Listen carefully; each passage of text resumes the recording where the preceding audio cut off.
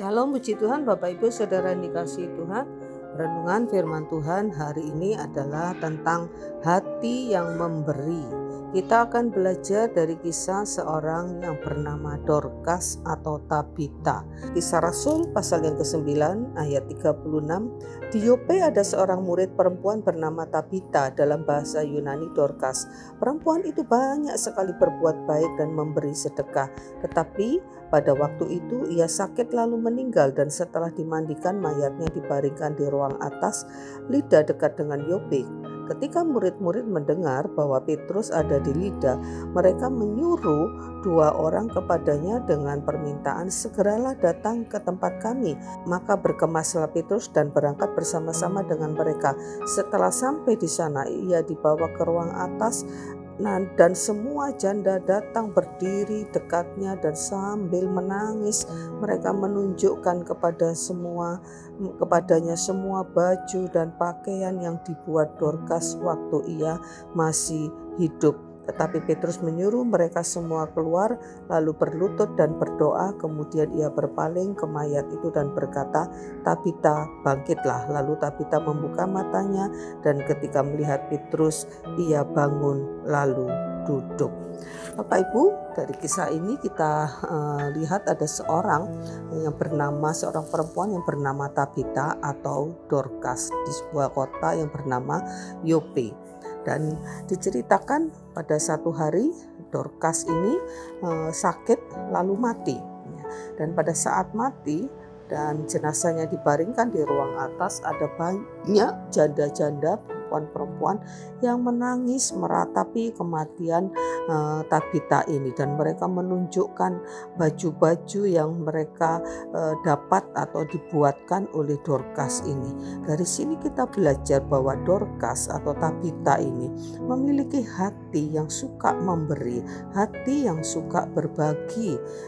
Dengan kemampuannya dipastikan bahwa Dorcas atau Tabita ini seorang yang bisa membuat baju, membuat pakaian, dan dia melakukan itu. Dia membuatkan baju, membuatkan pakaian untuk para janda-janda, untuk perempuan-perempuan, dan dia bagikan ke banyak orang, sehingga ketika dia mati, orang-orang itu, perempuan-perempuan itu datang meratapi kematiannya sambil membawa baju-baju yang mereka dapatkan dari Dorcas.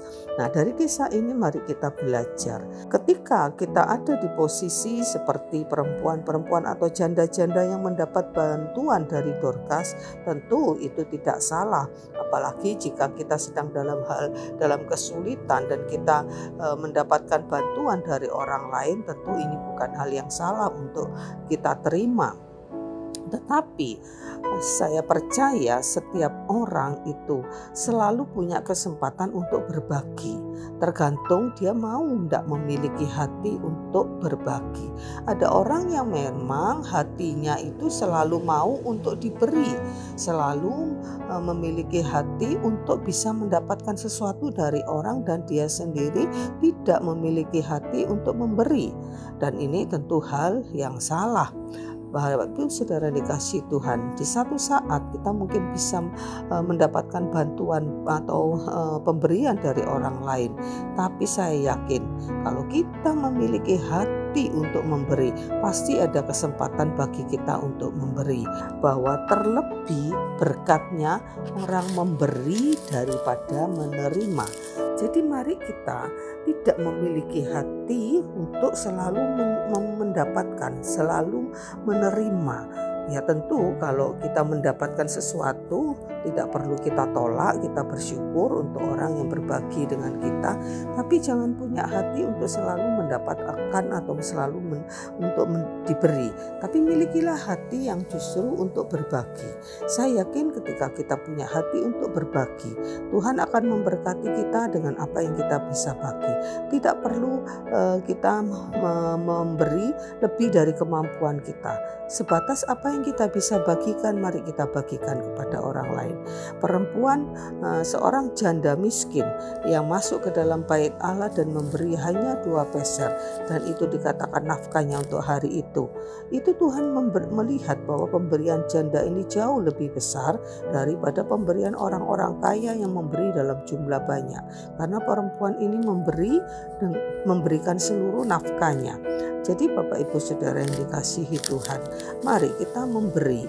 Itu jangan kita melihat bahwa saya tidak bisa memberi banyak, saya tidak punya cukup banyak untuk saya bagikan. Apa yang ada pada kita yang masih bisa kita bagikan itu cukup ya untuk kita itu bisa memiliki nilai. Pemberian kita itu tuh cukup bernilai di hadapan Tuhan, yaitu ketika kita memberikannya dengan hati yang sungguh-sungguh tulus, hati yang ingin memberi, hati yang punya kasih. Bapak Ibu Saudara yang dikasihi Tuhan, ada terlalu banyak berkat yang Tuhan berikan, ada terlalu banyak yang sudah kita terima dari Tuhan, yang tentunya juga melalui orang lain, melalui saluran-saluran yang Tuhan sediakan. Dan mari kita juga belajar untuk kita juga bisa menjadi saluran berkat dengan apa yang Tuhan beri. Saya yakin Tuhan itu memberi kepada kita. Saya yakin Tuhan itu memberkati kita lebih daripada sekedar cukup untuk makan dan minum. Kalau kita mau memiliki hati yang memberi, pasti ada saja yang bisa kita bagikan kepada orang lain. Jadi mari kita belajar dari kisah Dorcas ini untuk kita selalu memiliki hati untuk memberi. Dan kita percaya ketika kita memberi, kita akan kehilangan berkat. Kita tidak akan menjadi miskin karena kita berbuat baik dengan memberi orang lain. Kita tidak akan menjadi kekurangan, tetapi justru terlebih berkatnya orang memberi. Di Amsal dikatakan ada orang yang menyebar-nyebar harta, dalam arti bukan menyebar untuk disebar tanpa tujuan, tapi ada orang yang membagi-bagikan hartanya, tetapi ternyata mereka makin kelimpahan. Ada orang yang menghemat begitu rupa, tetapi justru makin kekurangan. Jadi mari Bapak Ibu sebagai anak-anak Tuhan, sebagai murid-murid Kristus, mari kita berteladan kepada Kristus yang selalu memiliki hati untuk memberi, hati untuk berbagi. Dan kita percaya apa yang kita lakukan ini tidak akan menjadi sia-sia, dan kita bisa memuliakan Tuhan lewat apa yang kita punya, lewat harta yang kita miliki, dan kita bisa menjadi berkat bagi banyak orang. Amin. Tuhan memberkati. Mari kita berdoa. Tuhan, terima kasih Engkau sudah memberkati kami begitu banyak.